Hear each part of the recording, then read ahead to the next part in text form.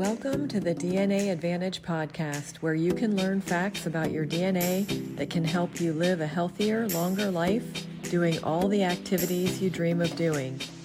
If you want to gain more control over your health and the factors that influence it, you're in the right place.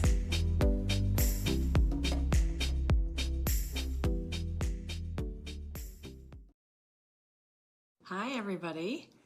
I'm Lisa Witherow, and today's topic is super important to me. I'll be talking about disease prevention. It's something that I know would have helped my parents. That's one of the reasons why it's so important to me.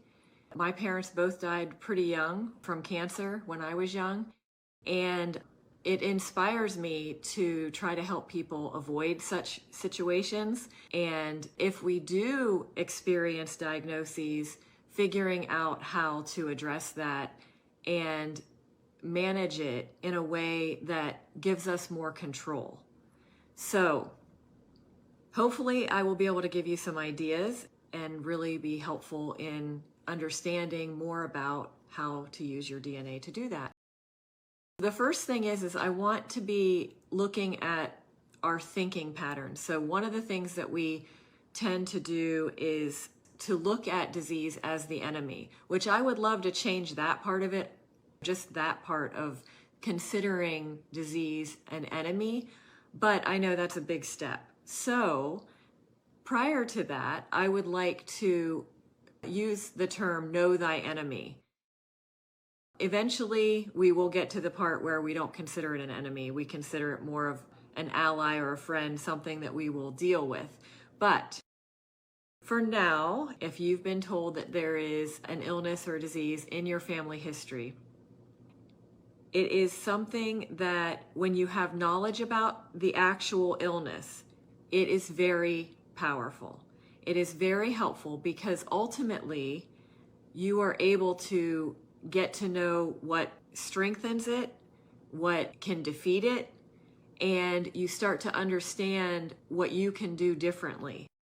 Instead of looking at it as something that just is a stealth attacker that just comes upon you at the last second, you had no warning. It certainly can feel that way. There's no question. But what I think would be really valuable is to have a better appreciation for what the symptoms might have been, the early detected symptoms, the things that we are looking for in our bodies, but also, let's use cancer as an example. We know that sugar really fuels cancer. We know that there are toxins that can fuel cancer. And we'll talk about how understanding your DNA can address those things as well. Lifestyle choices, foods, environmental elements, medicines and supplements, all of those things, when we start to understand whatever it is, it could be diabetes, it could be heart disease, it could be cancer, it could be any number of common diseases that we're concerned with that might be in our family history. When we start to really understand them, then we can gain power against them and we can appreciate how to protect ourselves. That's the first line of thinking that we can start to shift. The second thought process that I'd like to shift is when we're told that a disease runs in our family, we don't want to assume that it's going to happen to us. We need to take control of the factors that can influence that. And understanding, just because it's in our family history, guess what else is in our family history?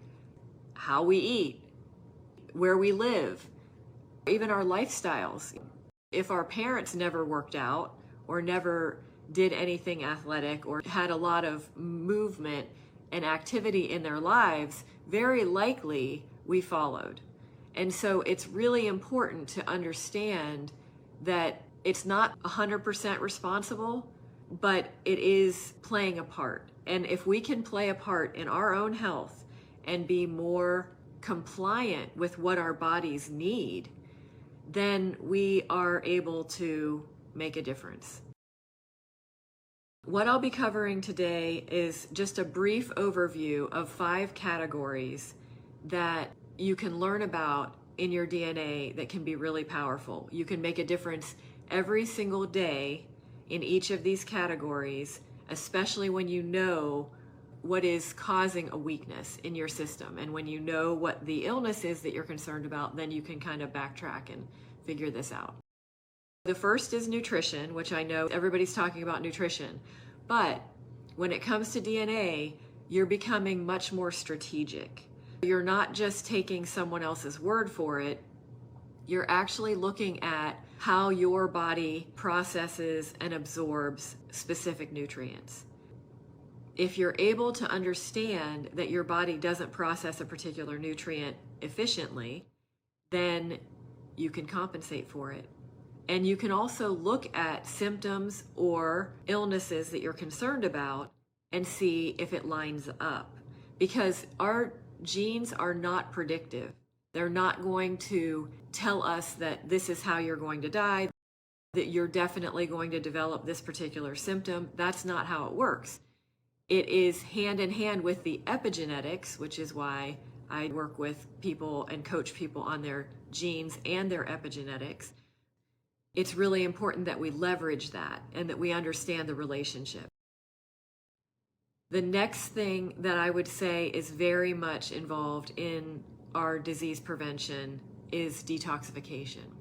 When we are able to identify our strengths and weaknesses when it comes to detoxification, it is really powerful, because when we understand what our bodies aren't able to let go of, we can assist and we can avoid.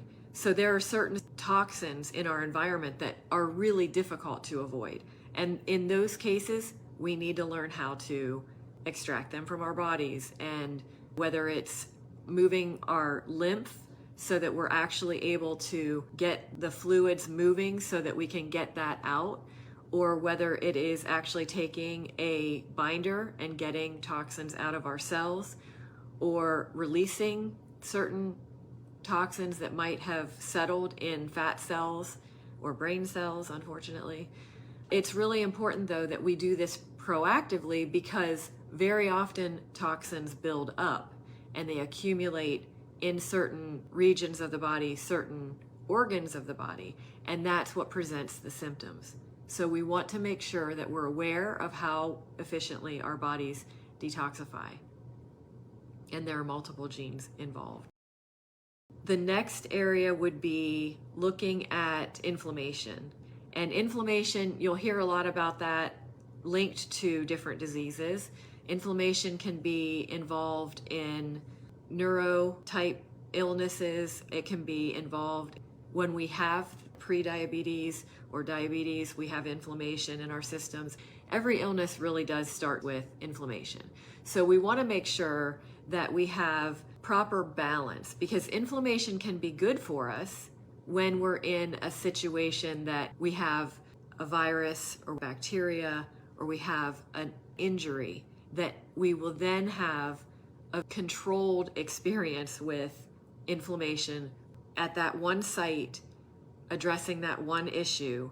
And then once it is restored and once we have resolved that issue, that inflammation should come down. Well, that's because we have pro-inflammatory genes and then we have anti-inflammatory genes. If we start to look closer and we understand that our pro-inflammatory genes are more active or activated more easily than our anti-inflammatory genes, then we are able to address that, and we know what cofactors or what support is needed. So that's very helpful as well. And again, being proactive, we might have joint pain. If you have joint pain, you have to start looking at things that could be causing it, whether it is particular food sensitivities, if your digestive tract, your gut microbiome is imbalanced and then you aren't breaking things down properly, or if the inflammation is more systemic and it's becoming obvious in your joints, but you seem to have more signs beyond just the joints, like diabetes or pre-diabetes. So these are all things, again, you'll always hear me say, listen to your body. We need to be aware of what the body is telling us, because it's not presenting a symptom to be annoying. That's the only way it can communicate. We really need to listen to our bodies. So then the next is oxidative stress. When we look at oxidative stress, again, it's a balancing act. Oxidative stress can be very beneficial. When you're oxidating, you want to make sure that we don't have so much oxidative stress or so many factors that it's overwhelming the system and we can't keep up. So recognizing how to manage that, recognizing what oxidative stress factors we're most susceptible to, is what looking at our genes can help us understand. And then we look at immune and gut health. And I combine those two because they're so closely related. When it comes to immune health, it's really important to understand how effective the immune system is, but also how easily it can be overactivated, because autoimmune disorders are very prevalent right now. And they have been for many years, but they're more and more increasing because we've had so many more assaults to the system. And so understanding that and getting to a place where we're able to manage that and recognize that you're about to be confronted with a stressor, or you're around people who are sick and you know that that's about to happen, the value of knowing how resilient your system is to be able to give yourself the proper support when you need it most.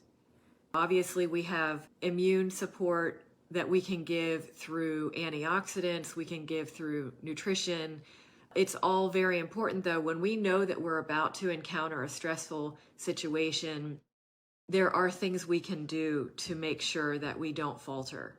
And again, those specific things that you can do when you know your DNA, a person who can't process vitamin C or vitamin D very well, those are very important for your immune function. It's really valuable to know that those are not absorbed very easily, because you can amp up your supplementation or your food intake to compensate for that, especially when things are getting stressful.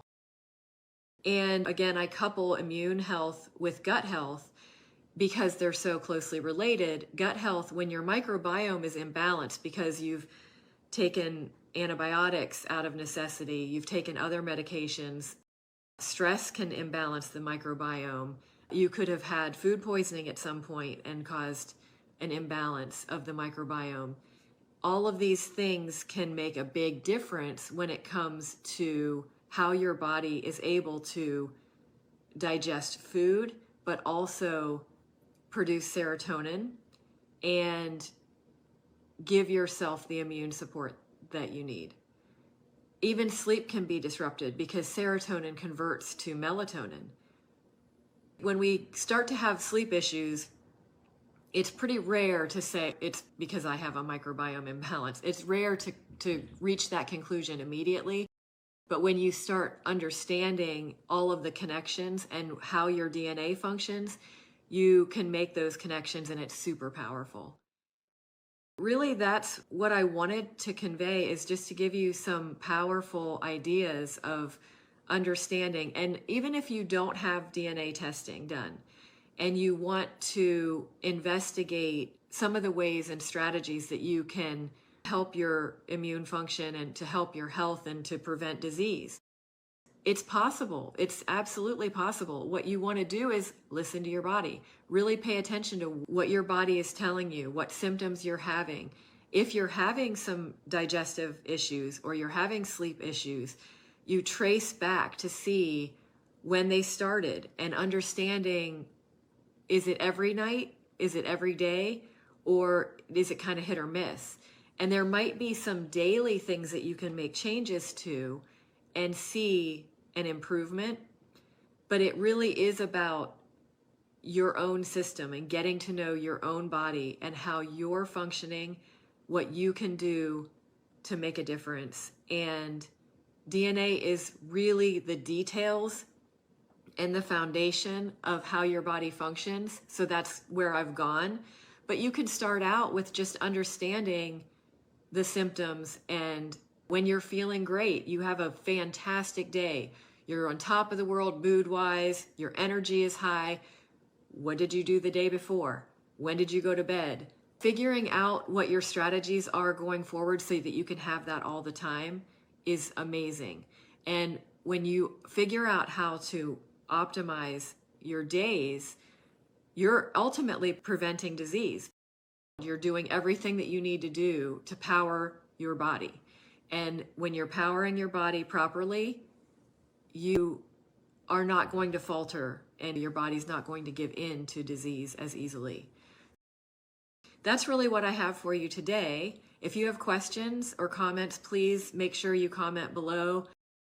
Have a great week, and I will talk to you soon.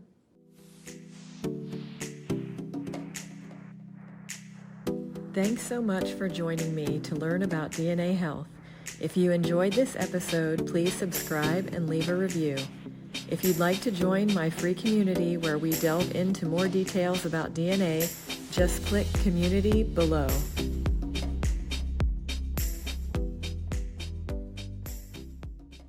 I'll talk to you soon. Soon. You soon. To you soon. To you soon. Soon. I'll talk to you soon. So have a great week, and I will talk to you soon. Talk to you soon. Talk to you soon. I'll talk to you soon. Soon. Week, and I will talk to you soon. And I will talk to you soon. Soon. Talk to you soon. Soon. Soon. Talk to you soon. And I will talk to you soon. To you soon. Soon. You soon. Talk to you soon. Soon. Soon. Soon. Talk to you soon.